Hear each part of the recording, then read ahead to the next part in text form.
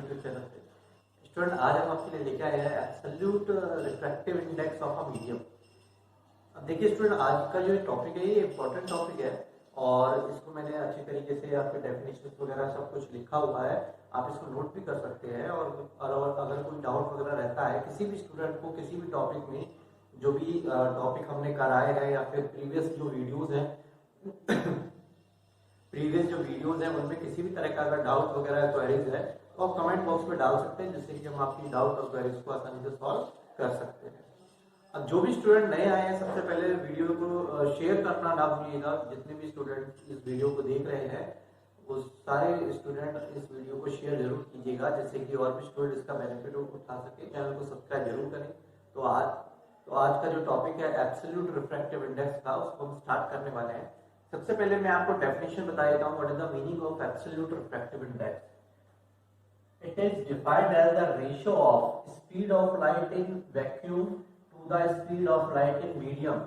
देखिए एक्चुअलिटी में क्या होता है कि एब्सोल्यूट रिफ्रैक्टिव इंडेक्स जो होता है, देखिए रिफ्रैक्टिव इंडेक्स का मतलब क्या हो गया कि पर्टिकुलर हमें वैल्यू मिल गई है, किसी कोई भी हम कैलकुलेशन कर रहे हैं, उसकी पर्टिकुलर वैल्यू मिल गई है।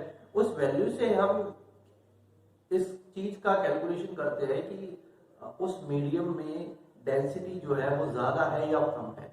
तो बेसिकली रिफ्रैक्टिव इंडेक्स हमें क्या बताता है कि किसी मीडियम की जो डेंसिटी है वो कितनी ज्यादा है या फिर कितनी कम है। और जिस मीडियम में डेंसिटी ज्यादा होती है दैट मीन्स उसमें लाइट का जो स्पीड होता है वो क्या होता है, कम होता है, ये आप सभी लोग जानते हैं। और जिसमें डेंसिटी कम होती है उसमें लाइट का स्पीड क्या होता है, ज्यादा होता है। तो ये जो रेशो होता है, ये रेशो हमें डिफाइन करता है कि किस मीडियम का रिफ्रैक्टिव इंडेक्स कितना ज्यादा है या कम है। तो अगर किसी मीडियम का रिफ्रैक्टिव इंडेक्स ज्यादा है तो इसका मतलब ये समझ जाइएगा कि उसकी डेंसिटी ज्यादा है और वहां पे लाइट की स्पीड क्या हो जाएगी, कम हो जाएगी। और अगर किसी मीडियम का रिफ्रैक्टिव इंडेक्स कम है तो इसका मतलब ये निकल के आता है कि वहां पे लाइट की स्पीड क्या रहेगी, ज्यादा रहेगी। अब देखिए यहाँ पे हमने वैक्यूम लिया है, speed of light in vacuum. देखिए speed of light in vacuum या फिर speed of light in air दोनों ही क्या रहते हैं, सेम रहते हैं। That is 3 × 10⁸ metre per second. तो इसमें आप कंफ्यूजन होने की आपको कोई जरूरत नहीं है कि वैक्यूम सर आपने दिया है और लाइट की स्पीड जो है इतना है, वो दोनों सेम, ऑलमोस्ट सेम ही रहता है, ठीक है। तो इसी रेशियो को हम क्या बोलते हैं, speed of light in vacuum कह लो या speed of light in air कह लो, to the speed of light in medium. That means suppose कीजिए ये हमारा एक मीडियम है, ठीक है ना, ये मीडियम है और लाइट जो है वो इस मीडियम के अंदर आ रही है। सपोज कीजिए लाइट जो है वो एयर से आ रही है और ये वाला मीडियम सपोज करते हैं हम ले लिया हमने वाटर, ठीक है ना। अब क्या हो रहा है, लाइट की स्पीड कितना है, 3 × 10⁸ मीटर पर सेकेंड है। वाटर में है 2 × 10⁸ मीटर पर सेकेंड है। तो दैट मीन्स ये जो स्पीड जो चेंज हुआ है, ना, जैसे वाटर में 2.25 है समथिंग, तो स्पीड जो चेंज हुआ है उसका रीजन ही यही है कि एक्चुअलिटी में वो दूसरे मीडियम में जाएगा तो वो क्या हो जाएगा, डेंसिटी ज्यादा होने की वजह से स्पीड में क्या आता है, चेंज आता है। तो यही चेंज क्या प्रोड्यूस करता है, रिफ्रैक्शन को प्रोड्यूस करता है, ठीक है। छोटा सा टॉपिक का कॉन्सेप्ट था जो मैंने आपको बता दिया, ठीक है। चलिए आगे चलते हैं। अब देखिए हमारे पास फॉर्मूला गिवन है कि जो रिफ्रैक्टिव एब्सोल्यूट रिफ्रैक्टिव इंडेक्स है उसका हमें फॉर्मूला पता है, उसको रिप्रेजेंट देखो एन से किया जाता है ना, रिप्रेजेंटेशन बता दिया मैंने आपको। अब फॉर्मूला क्या बनता है, n = c/v। c that means the speed of light in air and medium the speed of light in medium. उस पर्टिकुलर मीडियम में स्पीड ऑफ लाइट कितना रहने वाला है उसको हम क्या बोलते हैं, speed of light in that particular medium, ठीक है ना। तो ये हमारा क्या बन गया, एक फॉर्मूला बन गया। इसी फॉर्मूले का यूज करके हमें क्या करना है, अगर मान लो हमारे पास कोई न्यूमेरिकल आता है जिसमें कि आपको एब्सोल्यूट रिफ्रैक्टिव इंडेक्स निकालना होता है, तो देखिए स्पीड ऑफ लाइट तो सभी को पता है कितना होता है, 3 × 10⁸ मीटर पर सेकंड। मैं लिख देता हूं इधर 3 × 10⁸ मीटर पर सेकंड। ये वैल्यूज तो क्या रहेगी, फिक्स रहेगी स्टूडेंट। चेंज किस में आएगा, मीडियम की वैल्यू में चेंज आएगा और मीडियम की वैल्यू या तो आपको गिवन होगी नहीं तो अंडरस्टूड होगी, इतना वैल्यू है, उस वैल्यू को आप इसमें पुट कर दीजिएगा और आपकी एब्सोल्यूट रिफ्रैक्टिव इंडेक्स की वैल्यू निकल जाएगी, ठीक है। इस तरीके से आप कोई भी क्वेश्चन आता है उसको आसानी से सॉल्व कर सकते हैं। इसके बाद देखिए मैंने आपको एग्जांपल भी लिया है जिससे कि आपको ये बहुत अच्छी तरीके से समझ में आ जाएगा। सबसे पहले है refractive index of glass. Glass का हमने रिफ्रैक्टिव इंडेक्स लिया है कि ग्लास का रिफ्रैक्टिव इंडेक्स कितना होता है। अगर हमें ये पता करना है कि ग्लास के अंदर रिफ्रैक्टिव इंडेक्स कितना है या फिर ग्लास का रिफ्रैक्टिव इंडेक्स कितना होता है, तो सेम फॉर्मूला यूज करेंगे, speed of light in air to the speed of light in glass. अब देखिए speed of light in air कितना होता है, 3 × 10⁸ मीटर पर सेकंड होता है, and speed of light in glass कितना होता है, 2 × 10⁸ मीटर पर second, that is the speed of light in glass. अब आपको पता चल गया ग्लास में कितना होगा, 2 × 10⁸ होता है, ठीक है ना, और एयर में कितना हो गया, 3 × 10⁸ हो गया। अब क्या होता है, अब हम इसको क्या करते हैं, सॉल्व करते हैं, सॉल्व करेंगे कितना आएगा, 3/2 आएगा, दैट मींस 1.5 हमारा रिफ्रैक्टिव इंडेक्स आ गया। अब 1.5 रिफ्रैक्टिव इंडेक्स से हमें पता चल जाता है कि हमारी में इस मीडियम में जब वाटर में जब लाइट जाती है तो रिफ्रैक्शन होने का कारण क्या रहता है, क्योंकि उसमें डेंसिटी रहती है जिसकी वजह से क्या होता है, रिफ्रैक्शन ज्यादा होता है, ठीक है ना। दूसरा एग्जांपल हम लेते हैं रिफ्रैक्टिव इंडेक्स ऑफ वाटर का। ये तो हमने किसका लिया था, ग्लास का लिया था। भाई ग्लास में अगर लाइट जाएगी तो वो रिफ्रैक्टेड करेगी, क्यों करेगी, क्योंकि उसका रिफ्रैक्टिव इंडेक्स कितना है, 1.5 है। दूसरा है रिफ्रैक्टिव इंडेक्स ऑफ वाटर। अब वाटर का निकालना है कि वाटर का कितना होता है, सेम फॉर्मूला है, speed of light in air to the speed of light on water, ठीक है ना, कितना है, 3 × 10⁸, और वाटर का कितना है, 2.25 × 10⁸, ठीक है ना। जब हम इसको सॉल्व करेंगे तो कितना आएगा, 1.33 आएगा। दैट मींस ग्लास और वाटर में कितना डिफरेंस है, देखो ग्लास का कितना है 1.5, वाटर का कितना है 1.33, तो दैट मींस माइनर सा डिफरेंस है, लेकिन यही माइनर सा डिफरेंस क्या क्रिएट करता है, रिफ्रैक्शन को क्रिएट करता है, ठीक है ना। अब कहने का मतलब क्या है कि वाटर का रिफ्रैक्टिव इंडेक्स कम है as compare to the glass. इसका मतलब ग्लास में रिफ्रैक्शन ज्यादा होगा और वाटर में रिफ्रैक्शन क्या होगा, कम होगा, ठीक है ना। आफ्टर 1 के बाद जिसका भी रिफ्रैक्टिव इंडेक्स 1 से ज्यादा होता है उसमें रिफ्रैक्शन क्या होता जाता है, ज्यादा होता जाता है, ठीक है ना। अब मैं आपसे एक क्वेश्चन पूछता हूं और आप उस क्वेश्चन का मेरे को आंसर दीजिए। What is the unit of refractive index, unit of refractive index. जो भी स्टूडेंट इन वीडियोस को देख रहे हैं, इस वीडियो को देख रहे हैं, इस क्वेश्चन का जो आंसर रहेगा वो आप कमेंट बॉक्स पे डालोगे और नेक्स्ट वीडियो में हम इसका आंसर बताएंगे। नहीं तो अभी थोड़ी देर बाद हम इसका आंसर बताने वाले हैं। यूनिट ऑफ रिफ्रैक्टिव इंडेक्स की एक्चुअलिटी में what is the unit of refractive index, refractive index का यूनिट क्या रहेगा स्टूडेंट, तो देखिए चलिए हम डिस्कस करते हैं।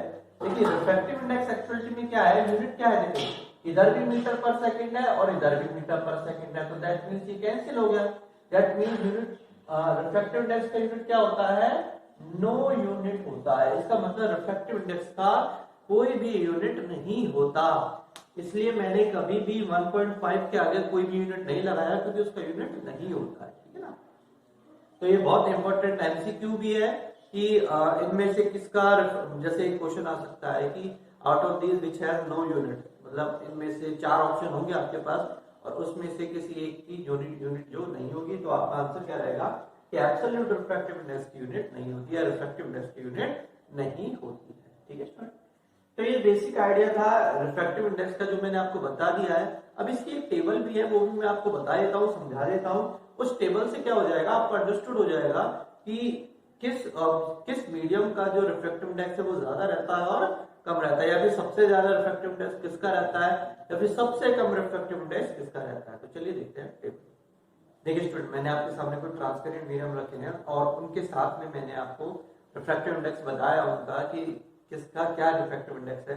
इस टेबल से आपको ये आइडिया लग जाएगा कि जब भी पेपर में क्वेश्चन आता है रिफ्रैक्टिव इंडेक्स से रिलेटेड, तो आपके माइंड में कहीं ना कहीं होना चाहिए कि डायमंड का रिफ्रैक्टिव इंडेक्स कितना होता है या फिर रॉक सॉल्ट का कितना होता है। वैसे तो ऑप्शन में गिवन होता है, लेकिन अगर नहीं भी होता तो आप इस टेबल को देख के इन क्वेश्चंस को कर सकते हैं। इन टेबल्स को याद कर लीजिए। 14 है हमारे पास, इन 14 को आप याद करके ट्रांसपेरेंट मीडियम को और अपने क्वेश्चंस को सॉल्व कर सकते हैं और जनरल नॉलेज के लिए बहुत अच्छी चीज है ये, ठीक है। तो सबसे पहले हम स्टार्ट करते हैं एयर। देखिए एयर का रिफ्रैक्टिव इंडेक्स मैंने बताया था कितना होता है, 1 होता है, ऑलमोस्ट 1 होता है, ठीक है ना। तो कितना होगा, 1 होगा। आइस कितना है, 1.31। देखिए चेंज आना स्टार्ट होता है, चेंज है माइनर, लेकिन ये माइनर चेंज भी क्या है, बहुत ज्यादा इंपॉर्टेंट है। तो इस चीज का ध्यान रखिएगा कि 1.3 और 1.31 में या फिर 1.33 में कितना डिफरेंस है, वो बहुत इंपॉर्टेंट होता है, तो उस चीज का ध्यान रखिएगा। पॉइंट का डिफरेंस जो इंपॉर्टेंट होता है उस चीज का ध्यान रखिएगा। अब देखिए आइस का 1.31 बताया मैंने, वाटर का कितना स्टूडेंट 1.33 है, डिफरेंस माइनर है। लेकिन अगर ये कहा जाए कि आइस और वाटर में से सबसे कम रिफ्रैक्टिव इंडेक्स किसका है, तो आपका आंसर क्या रहने वाला है, आपका आंसर रहने वाला है आइस। ठीक है ना, इस चीज को ध्यान रखिएगा। अगर आइस और वाटर में से पूछता है रिफ्रैक्टिव इंडेक्स जिसका ज्यादा है, तो ज्यादा किसका होगा, वाटर का होगा, कम किसका होगा, आइस का होगा। ठीक है, नेक्स्ट है अल्कोहल। अल्कोहल का कितना स्टूडेंट 1.36, अल्कोहल का कितना होता है 1.36। सल्फ्यूरिक एसिड का दैट इज 1.43, लिक्विड है ये। अब सल्फ्यूरिक एसिड में अगर लाइट की स्पीड जो अपन कैलकुलेट करेंगे या रिफ्रैक्टिव इंडेक्स से निकालेंगे तो कितना आएगा 1.43 आएगा। कैरोसिन ऑयल कितना आएगा 1.44 आएगा। टर्पेंटाइन ऑयल आएगा वो कितना आएगा 1.47 आएगा। बेंजीन आएगा दैट इज 1.50। क्राउन ग्लास का रिफ्रैक्टिव इंडेक्स कितना होता है 1.5 होता है। कैनेडा बेल्सम का होता है 1.53। Rock salt is 1.54। Ruby that is 1.71, sapphire that is 1.77 and diamond that is 2.42। देखिए ये है डिफरेंस मीटर। अगर पूछता है कि मैक्सिमम या फिर हम ये कह सकते हैं सबसे ज्यादा रिफ्रैक्टिव इंडेक्स किसका होता है, तो इसका आंसर क्या रहेगा डायमंड। सबसे कम रिफ्रैक्टिव इंडेक्स किसका होता है, एयर का।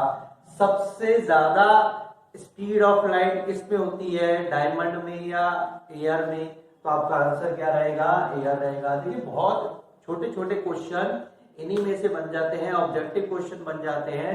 आपको 4 ऑप्शन इनमें से दिए होंगे और आपसे पूछेगा कि स्पीड ऑफ लाइट किसमें ज्यादा रहेगी या स्पीड ऑफ लाइट किसमें कम रहेगी।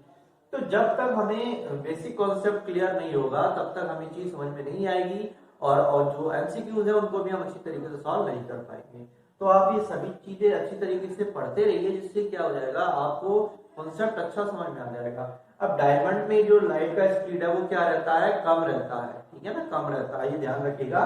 इसी वजह से रिफ्रैक्टिव इंडेक्स कितना है 2.42 है। 2.42 होने की वजह से उसमें स्पीड ऑफ लाइट क्या रहती है, कम रहती है, इसलिए लाइट पास उसमें नहीं हो सकती अच्छी तरीके से। ठीक है, और एयर की बात करें, एयर का कितना रहता है 1 रहता है। स्पीड ऑफ लाइट ज्यादा रहती है लेकिन स्पीड भी क्या रहती है उसमें ज्यादा रहती है। तो यही कारण है कि डायमंड में से लाइट पास क्यों नहीं करती, क्योंकि रिफ्रैक्टिव इंडेक्स ज्यादा है भाई उसका। ठीक है ना, अब आज के बाद अगर कोई आपसे पूछता है कि इस रिफ्रैक्शन का कारण क्या है, तो रिफ्रैक्शन का कारण होता है रिफ्रैक्टिव इंडेक्स। रिफ्रैक्टिव इंडेक्स अगर ज्यादा होगा तो रिफ्रैक्शन होगा, रिफ्रैक्टिव इंडेक्स अगर कम होगा तो रिफ्रैक्शन कम होगा। ठीक है ना, इस बात को ध्यान रखिएगा। तो होपफुली आज के जो वीडियो लेक्चर है इसमें आपको रिफ्रैक्टिव इंडेक्स से रिलेटेड जो भी क्वेरीज है वो सॉल्व हो गई होंगी। एब्सोल्यूट रिफ्रैक्टिव इंडेक्स मैंने आपको बता दिया है। अब रिफ्रैक्शन आपको अच्छी तरीके से आ गया होगा, समझ में आ गया होगा। रिफ्रैक्शन का मतलब क्या होता है, bending of light. Bending of light क्यों होती है, क्योंकि मीडियम चेंज होता है इसलिए बेंड होता है। मीडियम में चेंज आने से क्या फर्क पड़ता है, क्योंकि हर एक मीडियम की डेंसिटी अलग अलग होती है और उस डेंसिटी में जब लाइट जाती है तो स्पीड क्या हो जाती है, कम हो जाती है। उस डेंसिटी को निकालने के लिए हमारे पास एक फैक्टर है that is called refractive index. जिसका रिफ्रैक्टिव इंडेक्स ज्यादा रहेगा उसमें स्पीड ऑफ लाइट कम रहेगी, जिसका रिफ्रैक्टिव इंडेक्स कम रहेगा उसमें स्पीड ऑफ लाइट क्या रहेगी, ज्यादा रहेगी। तो ये बेसिक आइडिया था आपका रिफ्रैक्शन का। होपफुली वीडियो अच्छा लगा होगा, समझ में आया होगा सभी को। ठीक है ना, तो वीडियो को लाइक जरूर कर दीजिएगा और जो भी नए हैं चैनल को सब्सक्राइब जरूर कीजिएगा। आज के लिए इतना ही, थैंक यू।